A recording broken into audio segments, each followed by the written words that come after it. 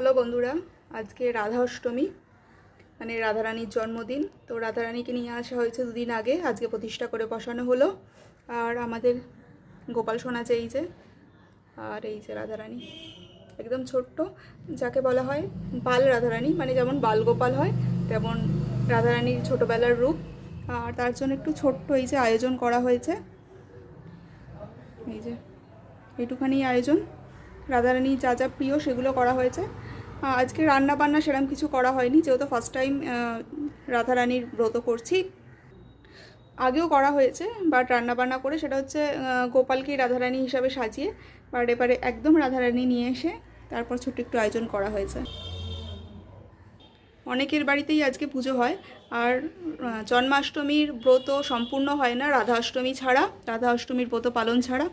তো এই যে দেখে নাও তোমরা, সেই জন্যই তোমাদের সঙ্গে শেয়ার করলাম।